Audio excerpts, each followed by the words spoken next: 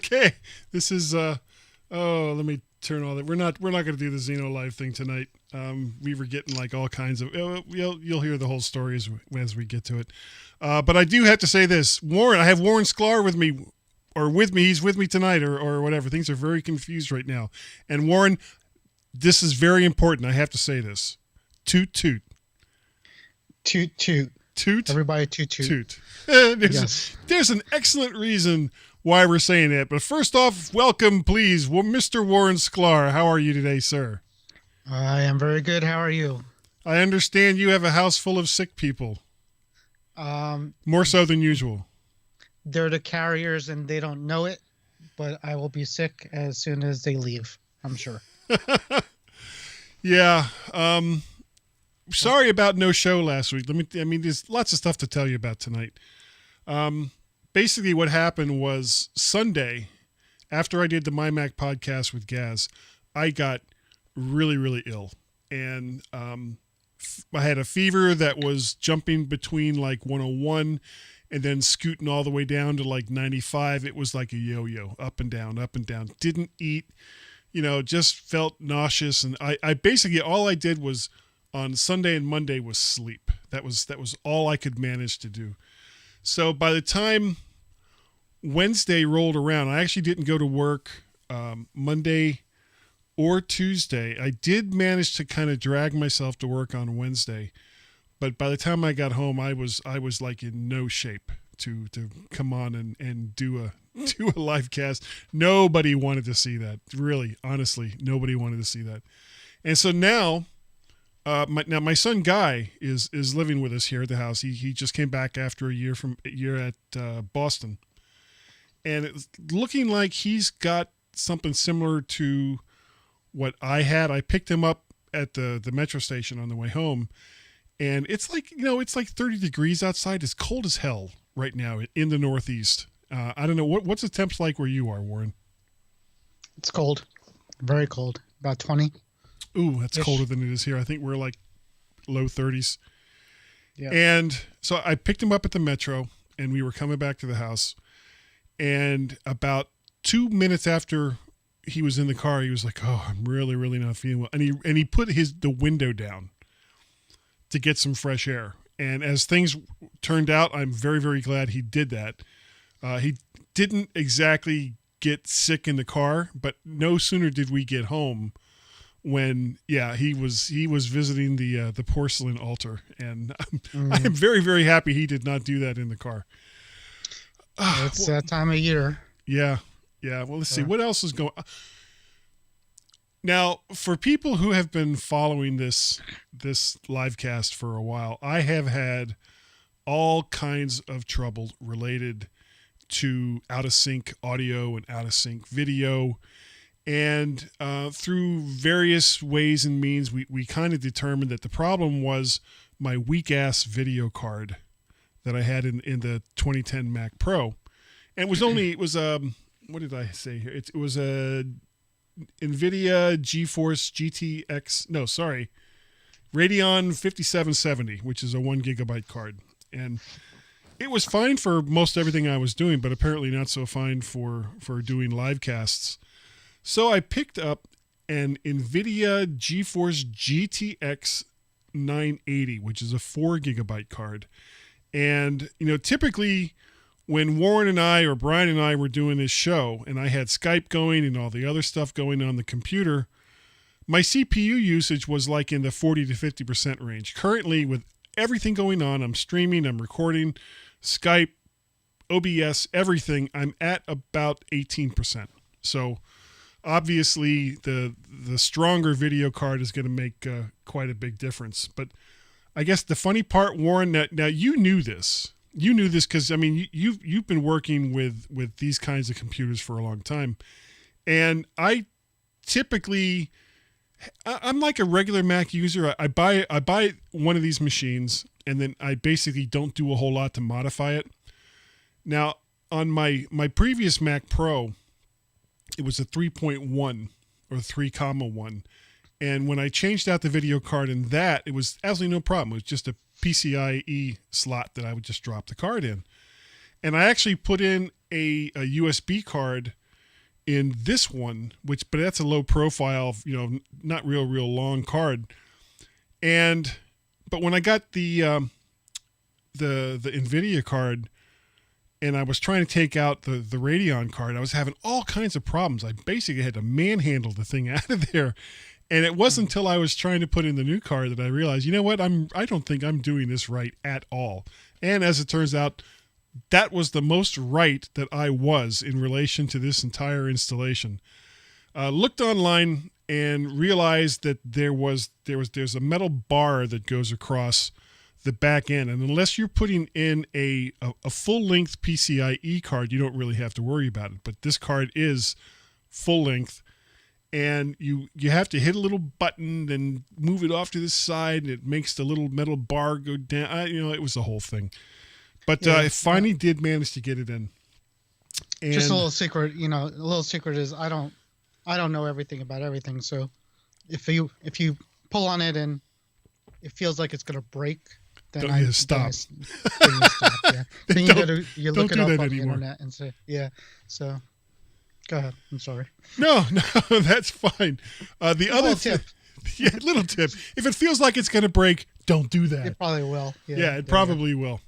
So, put it in, and now I've got two different monitors. I've got a Gateway 27-inch monitor that I use with DVI. Now this card has a single DVI, so I plugged that in there, and then I was going to plug in the Apple monitor that I got from you a month or so ago. And the other 4 outputs on this card, they are DisplayPort, but they're the full-size DisplayPort, and the input for this monitor is mini DisplayPort. So it was like, ugh. So the card just came yesterday. No, yeah, yesterday. So I put in like an emergency order into Amazon to get a mini DisplayPort to DisplayPort connector or adapter, so that I could hook up the card. But it's working now. It seems to be great. So far so good. I'll see how it looks after we get done with the livecast tonight. We got 6 people over there. This is good. We got Marcus, Brian, Steve Hammond. Oh, Steve Hammond. Hey, Steve. David Ginsburg is there. Michael Lacey, who's an old friend of mine from Florida. My brother Larry Grinnell's there, and Tanya Love. Sorry, I don't know what came over me. Did you have a good Christmas, Warren? Did you get anything good? Yeah. The food and a lot of humans in the house. I got a Echo Spot, which is basically a little Echo with a little screen, and that is really cool. It's a lot more, it does a lot more than you would think, and it's kind of a gateway drug now to the Echo Show, really, which is the bigger version of that. So it's basically Echo Dot with a screen, but it's cute. You could put clock faces and use it as an alarm clock, and it does everything else that an Echo does, and you can see videos on it, albeit it's kind of small. So I got that. My nephew got me a Google Home Mini for the $30. Is that one of the little, you talk into it and it does stuff like Amazon's? Yeah, it's Alexis another thing? yeah. So it's another voice thing, and it's I'm pretty much. In order to really appreciate Apple, you have to compare it with other products, and that's what I do. Sure. So. It's not bad, it sounds okay. It understands you. It does a lot of home automation things, kind of the same that the Alexas do. And I haven't played with that so much because it really doesn't do anything that the Amazon one doesn't do. Now, is that all like if this then that kind of technology? You can't. Well, both of them will tie into that. If then that is basically, if this then that is basically software that will say tie together activities for you. You could say, if you come into your house, then do this and that, turn on this, turn on that. But a lot of these smart products now don't need it anymore, because like Amazon right now, about 2 weeks ago, did something called routines, which is kind of this thing. So right now I could say, Alexa, start my day, and I created a routine that will turn up my lights all the way when I come downstairs, Mm-hmm. read the news, and turn on the Christmas tree. And for now, and then I could say goodnight, and she'll dim the lights, turn off the tree, and so I mean Nice. that's basically if then. So it's kind of automated in the house like that. So they all kind of have their own routines, scenes, things like that. But it's addicting. Hue had a sale on bulbs, so I got a few more bulbs around the house. You can never have too many of those. Well, For how Hue, much are those bulbs versus?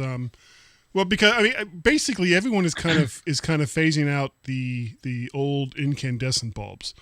So right? we're going to LED style and a few others, various Right. technologies that are out there that are supposed to last a lot longer.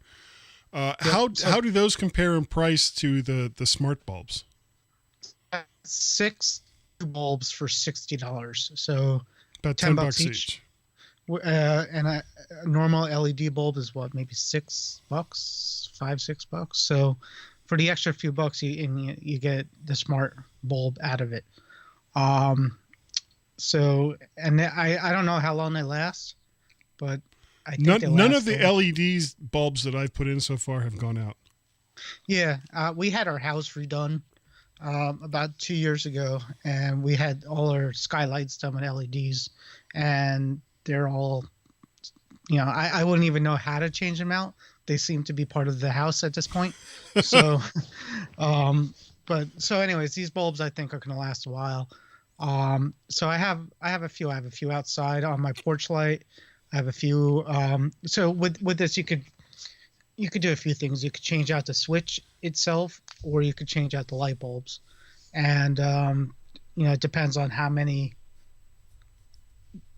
lights are in it. Like my kitchen lamp has 6 light bulbs in it. So it's cheaper to get one switch than it is to get 6 light bulbs. But I'm not an electrician, so I don't know how to do that.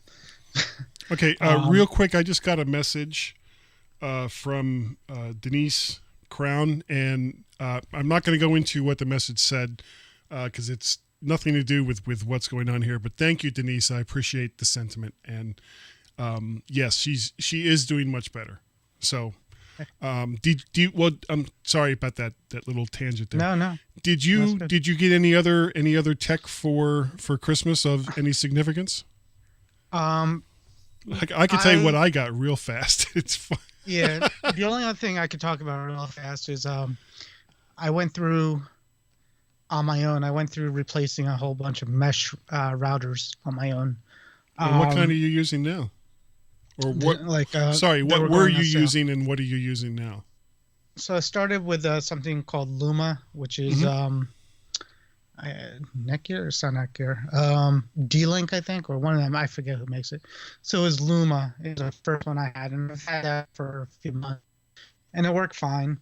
And I had 3 of them. So I have gigabit FiOS internet. So my goal was to try to get the fastest wireless speed I could get. Sure. In my house, because you could get about 800 megabits per second wired, but wireless. That's using Cat 6. Yeah, right into the router. Wireless, I was getting around 100 to 150 megabits per second everywhere in the house with the Luma, which is good. I mean, it's great, but I want to get certainly a little bit better faster. than you were probably getting with just the router. Yeah, well, the air I had, so I still have my airport connected, Extreme, Right. and I was getting about 300 with the airport, but I wasn't getting it everywhere in the house. It couldn't cover my house like the Luma could do it. So I knew you could get a little bit faster, and I had a whole conversation with uh, Dave from the other podcast, Mac Matt Geek Geek. Gab. Yes, we had a little conversation about it, talking about theoretical limits and how much you could get through a band, and it's why some, if you look on the shelves of like some stores, you'll see like a Nighthawk router that says up to 5 gigabit wireless speeds, and he explained that the client really can't handle that.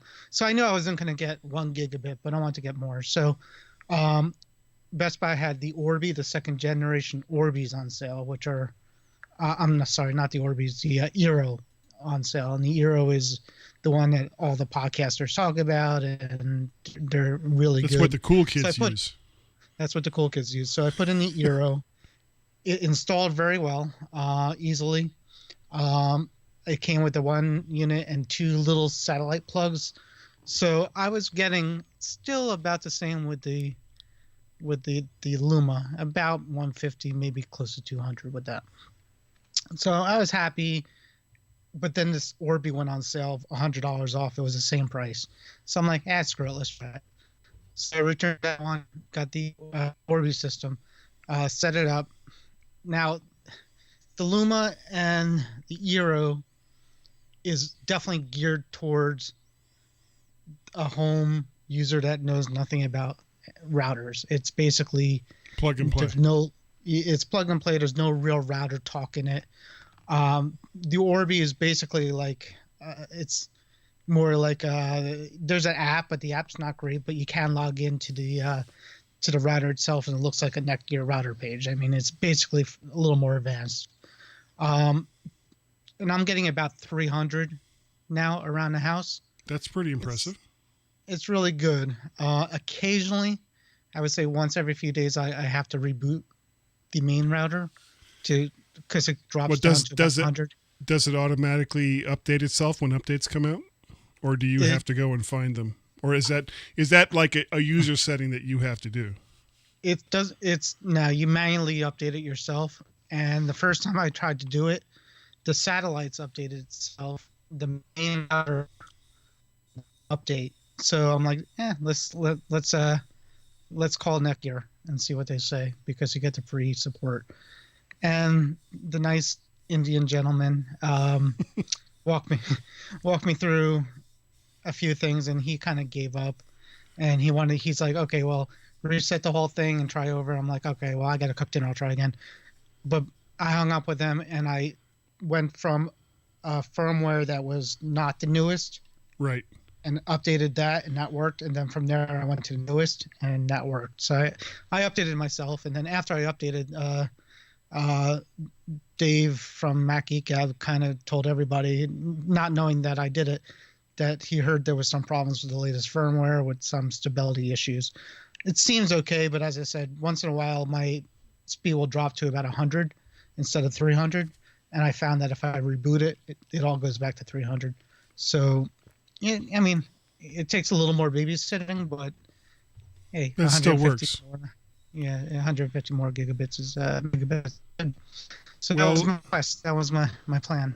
My wife actually had to go out of town for various reasons that I won't go into right here, and so she wasn't here. But I had both my sons, and my son Peter's girlfriend was here. I made dinner for them. We had a nice roast. But when we got to open up all the presents, now I love giving presents, so before Christmas, I had gone to both of my sons and my son's girlfriend and said, well, if you had something that you really wanted, go ahead and send me a list. And the stuff they sent me was like no big deal. So Guy wanted a Nintendo 64 because he had a I guess it was like a one that was like Pikachu themed or something like that, and it just died. So he wanted one to replace that, and they're pretty cheap still. So I got him one of those. My son Peter, who is like totally into the Nintendo Switch, I got him some stuff related to that, and I sent them a list of what I wanted. Now, what I wanted was related to my mobile podcasting gear, and essentially what I still need for it is I need one more Sennheiser E835 microphone, and I don't know how well you can see this. You see this right here? Yeah, it's some kind of box. It's Yeah. a box. What's in the box? This box is made by this company called Simply Sound. It's the SS1. And what this does is kind of magic. Now, it's the difference between condenser microphones and dynamic microphones, and won't go into all that. I happen to prefer dynamic microphones, but they typically need a lot of gain. Like this, the microphone I'm using right here is a Heil PR40. It needs a lot of gain in order to sound good. The problem is most interfaces that you connect mics up to with, let me try that again. The kinds of interfaces that you connect these microphones up to don't necessarily have really, really good, strong gain. And what this little box does, you put it in line with a dynamic microphone, and as long as you have 48 volts of phantom power going to it from the interface, it gives you about 25 decibels of clean gain. So because I have 4 microphones, of course, I need 4 of these. So I've got this one, and I think it's upstairs in a box. I think my wife got me another one, which means I just need 2 more and the microphone before next summer, when I'll be going once again to the Macstock Expo in Woodstock, Illinois. I'm hoping that I hope you'll go this year. It's really been a lot of fun. This is going to be the 4th year for it, and I think is he still here? Dave Ginsburg? Yeah, he's still here. So yeah, Dave Ginsburg has been a regular there, and he's spoken there on a number of occasions. Actually, we have a lot of people kind of coming in here that I haven't seen before. Julia Warren, who's a friend of the family. Eric Hartman, he and I go way, way back. David Ginsburg, Frank Petrie, Marcus Benjamin, of course, Cletus Heaps. All these great people. Thanks so much for being on, guys. We really do appreciate it. But however, the main gift that I got as far as tech goes was an accidental gift. I really didn't think that I was going to be doing that. Now, I've spoken on a number of occasions about the iPhone that I had, which was a 6 Plus, and I was very happy with it. When the 7 came out, I was like, no, the 6 is fine. And then the 8 came out, and the 8 Plus came out, and I was like, it's a nice phone, but I really don't need one. And then the 10 came out, and it was the same kind of thing. I was kind of waiting to see what next year was going to bring, because I figured a lot of the new technologies that they're introducing with the 10 would be a little more stable, and it would basically be across the line instead of this kind of mishmash that we have right now with Touch ID on the 8 and Face ID on the 10. They're going to come down to a standard, and whatever that standard is what I was kind of thinking I was going to get. Unfortunately, my 6 Plus died a horrific death on last Thursday. So it was just before Christmas. Yeah, and it did what my sons did. The exact same thing. Yeah, well, I could make calls and I could receive calls, but I had no cellular data. So I went to do a restore, and it didn't crash, but it just stopped halfway through the restore. And every single time I tried to do the restore, it was doing that. So I took it to the Apple Store, and they checked it, and they brought it back out to me. They're like, this thing stops about halfway through the restore. It was like, really? Yeah, really? Is that what it's doing?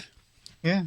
So at that point, it was pretty much a given that I had to get a new phone.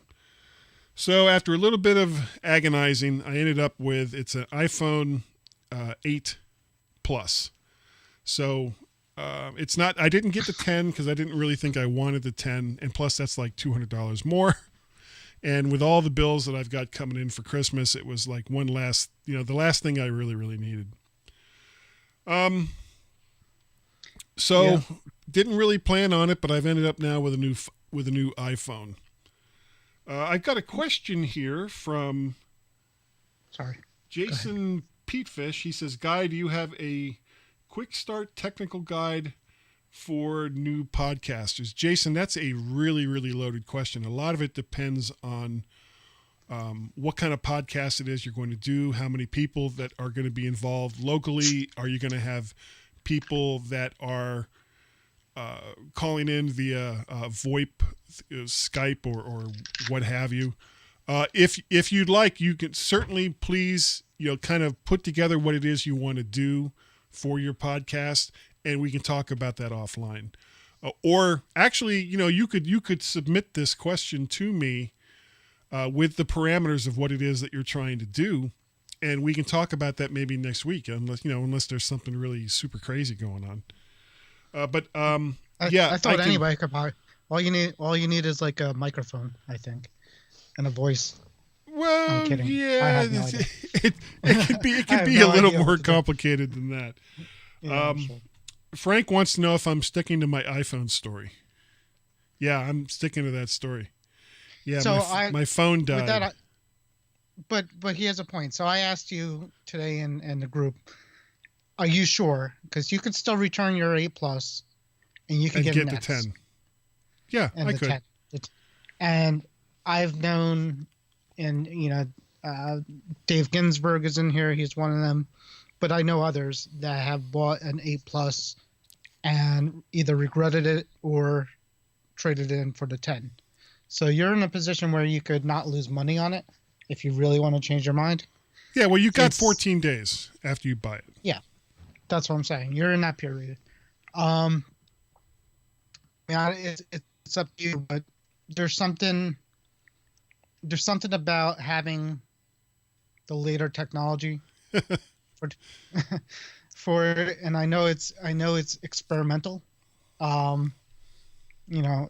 A lot of things that Apple does is when they put out something experimental, they keep a mainstream product active. Like, the MacBook Air still had the MacBook, and the new MacBook had the regular MacBooks Pro. But I don't know. Just, make sure that, after. No, I'm actually, honestly, I've been using this for a couple days. And like I said, you have to remember that I was completely satisfied with the 6 Plus, and I had played around with an 8, and I had played around with a 10 in Apple stores, and a friend of mine from work has a 10. And I felt absolutely no envy at all. I actually did have one other option. When they were looking at the phone, they told me that they could give me an iPhone 6 Plus exactly the same as the one I had for like $350 to $400, and it would have been easily less than half the cost of this. But at the same time, it was like, do I want to spend $350 to $400 on a phone that I'm just planning on replacing next year? Because I know a lot of people have this thing where it's like I've got to have the latest phone, I've got to have the latest tech, and I'm just not that way.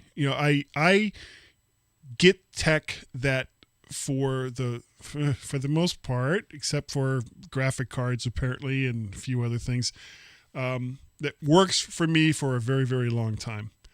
And I hit that equilibrium where I'm satisfied with the tech that I have. And like I said, I was gonna hold off and not buy one until next year.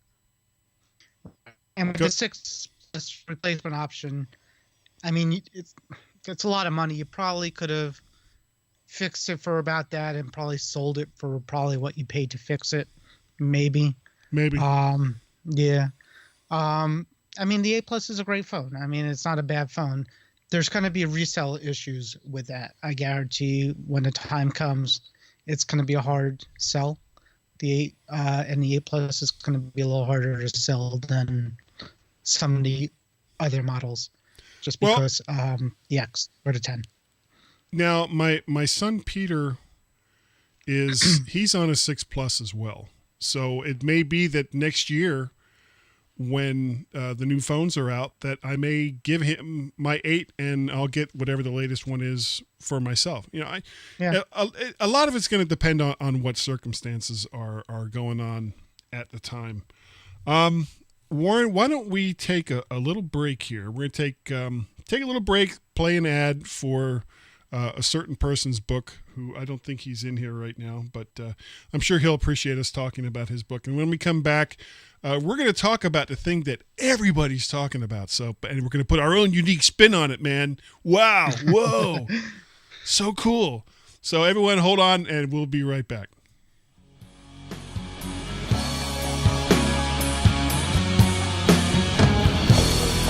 Are you a new Mac user or an old hand?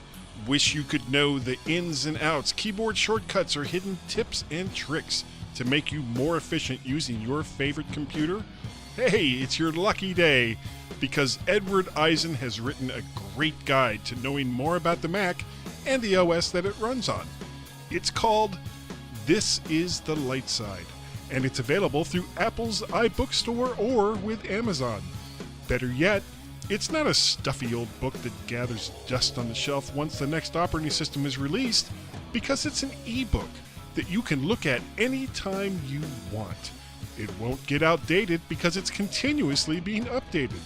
Information on setting up your new Mac, installing and getting rid of applications, security settings and what to look out for, keyboard shortcuts, some basic app recommendations, how to use Windows on your Mac, if you really want to, that is, advanced topics, searching, using iCloud, and much more. All this for a mere 99 cents. Go to the iBookstore or Amazon and check out Edward Eisen's This is the Light Side. It's the book you want on your virtual shelf.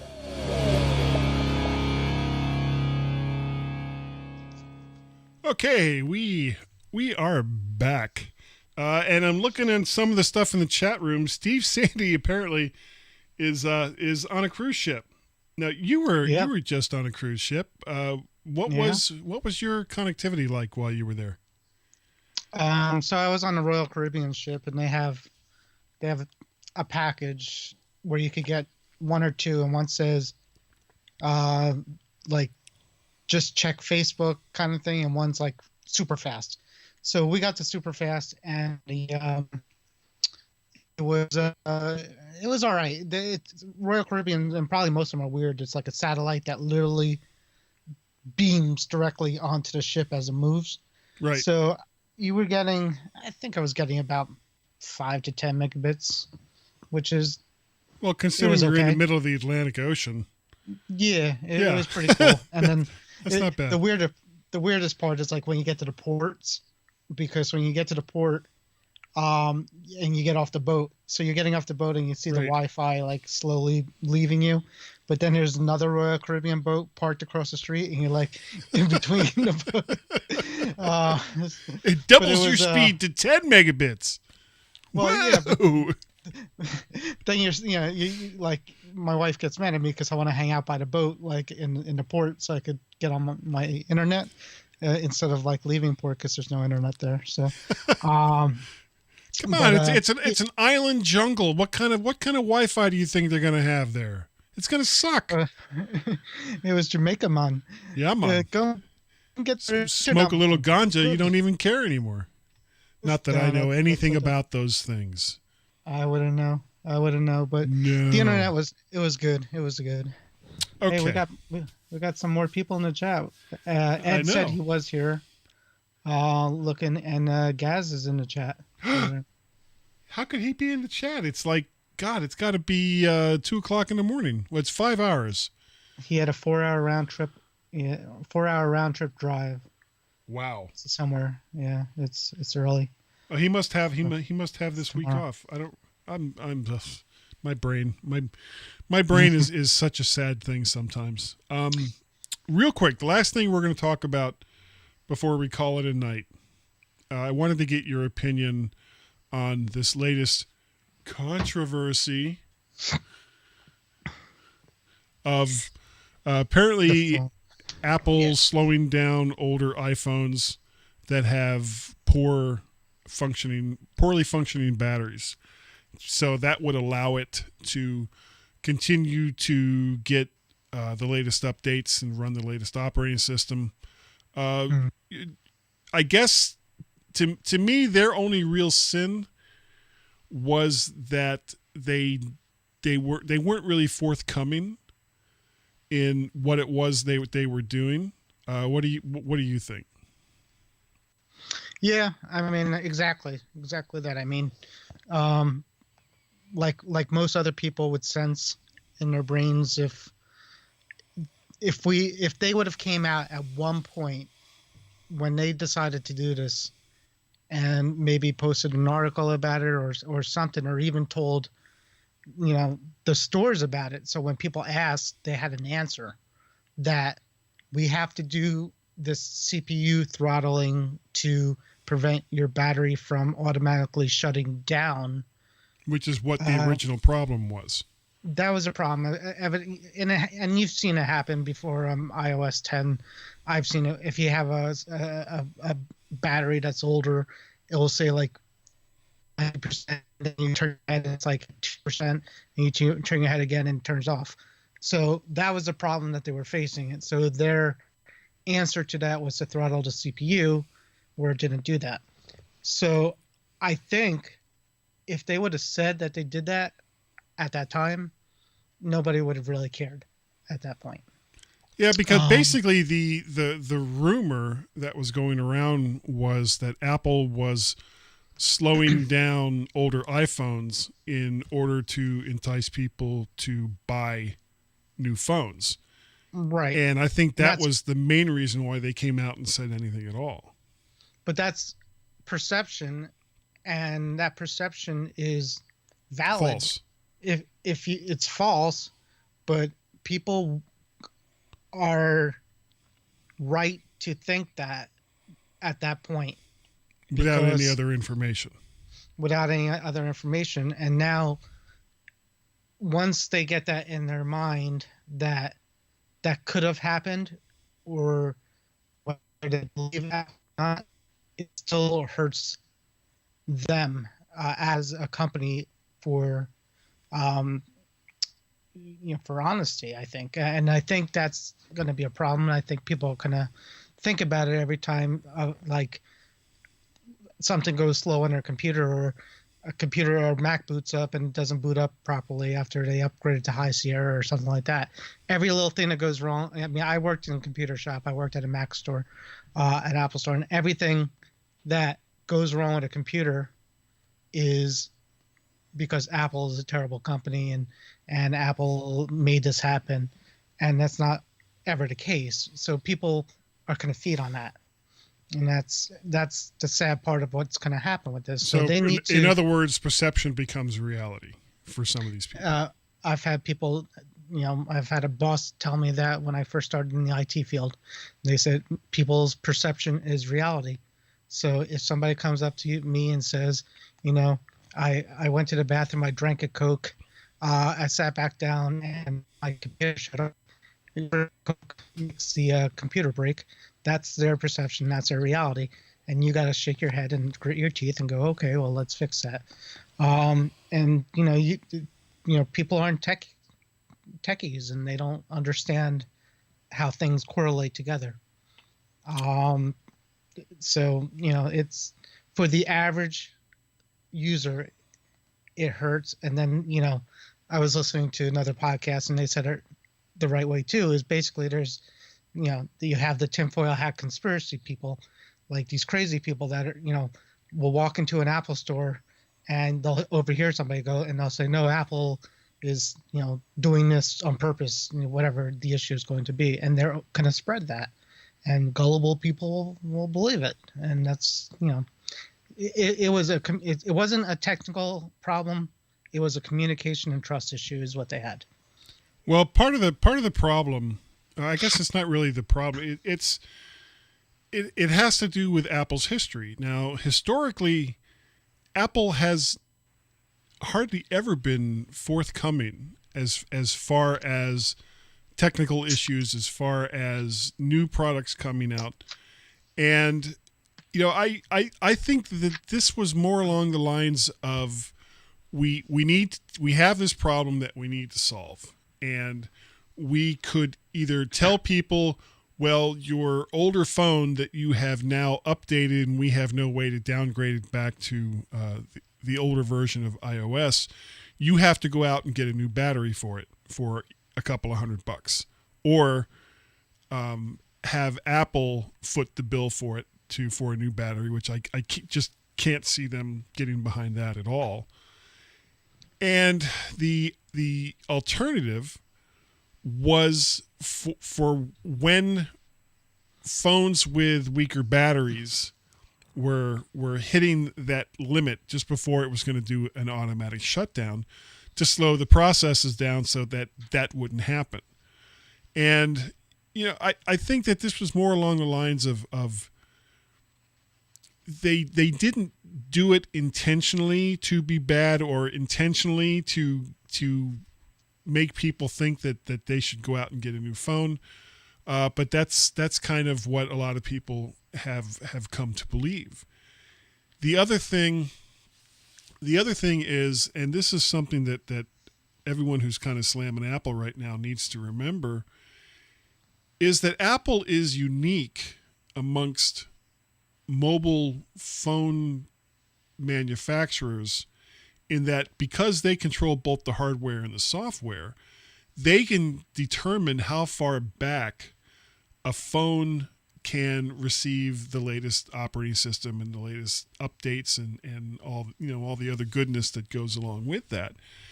And typically Apple, as far as iOS goes or iPhones in general, has typically allowed phones up to 4 generations back to receive the latest operating system.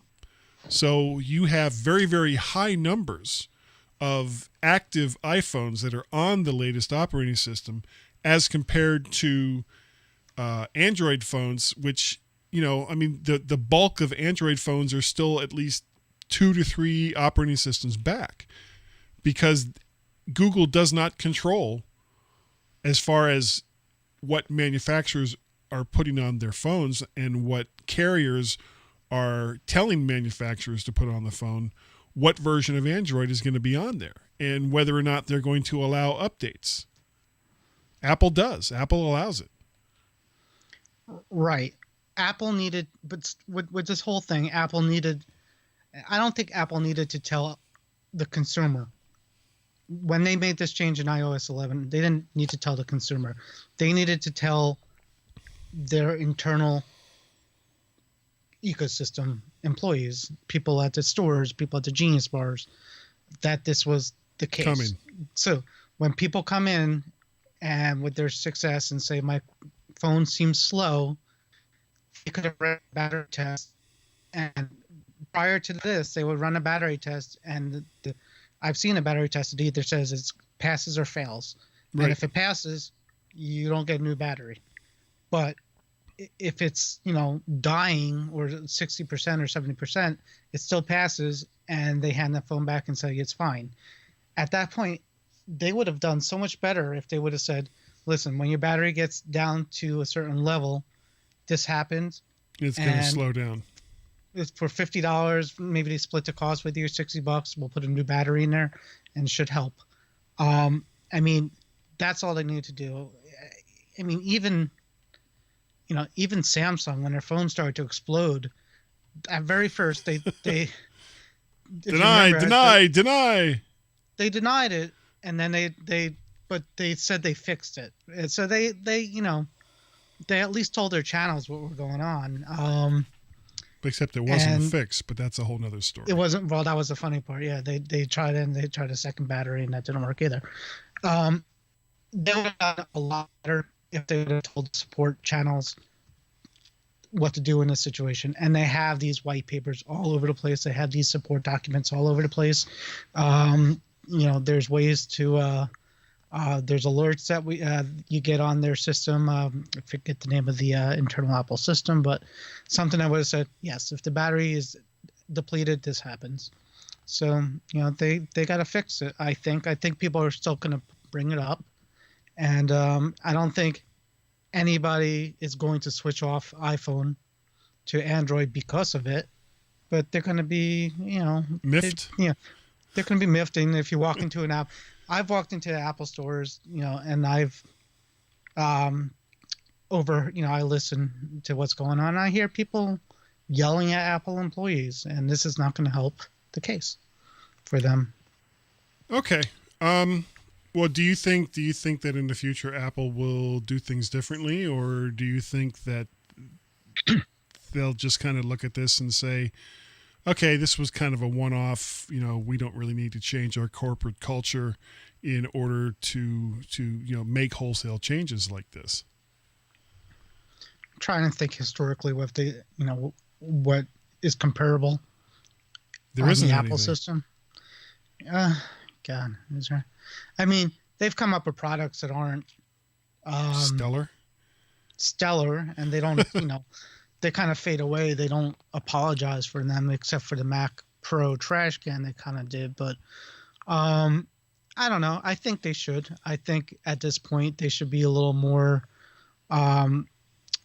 Certainly for me as an IT guy, I'm going to second guess myself a few times now, because I've told people that it's their imagination that your phone's not slower, because that's technically not possible. It's the same, it's not slower because it's the same phone. You got the same CPU, and even nothing's changed, because I wouldn't think a battery is going to slow down a device. So I'm going to guess myself, and other people will do the same. And it's going to translate to quitting apps on your iPhone. Everybody said it doesn't matter, but it doesn't. We don't know now, because maybe it does. So I think they have to do something. I think they're going to maybe be a little more careful when they make a change like that. Okay. I still don't know if they're going to make any wholesale changes as far as releasing information that is related to internal processes, unless they're kind of forced to it, like they were in this particular case. But I guess the future will tell us what it'll tell us. Everyone who has been watching this is, this entire livecast is related to a Facebook page called Mac to the Future. It's got some great people in it. Certainly much better technical information than you're going to get from someone like me. But we have a really, really great time there, and this great group of guys and gals. That's where I guess you're going to tell me that's where people can find you, isn't it? Yeah, that's pretty much the Mac to the Future webpage is where I hang out. So join, go look for it. Everybody's welcome. If you like Apple products, you're welcome a little bit more. If you don't, then you're still welcome, but we'll probably make you feel a little funny. Yeah. But yeah, that's where you find me. What about you?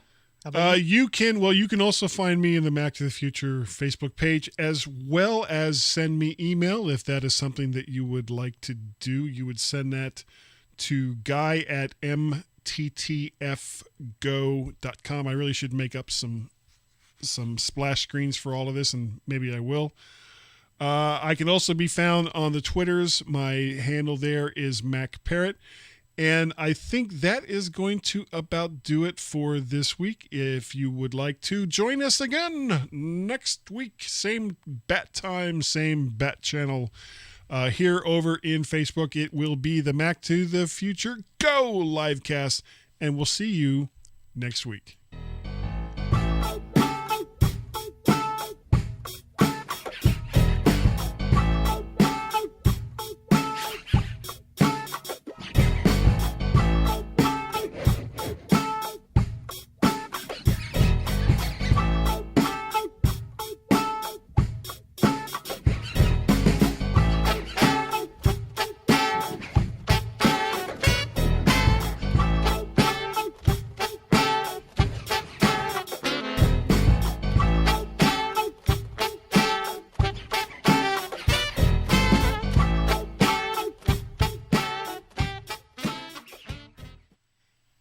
Okay. So who else do we have? You said Marion is in there? Really? Yeah, your mom's Hey, bestest Marion. friend. Yes. How you doing? Who She's else? in there. Gaz, are you still there, Gaz? Speak I to think he. me. Or have you gone to bed? No, he's still there. Just had to do a 4-hour round trip drive. Yes. What were you doing that long drive for, Gaz? I As he'll think he probably dropped hear this off. 10 seconds later. Yeah, I think he dropped off, to be honest with you. But we'll see.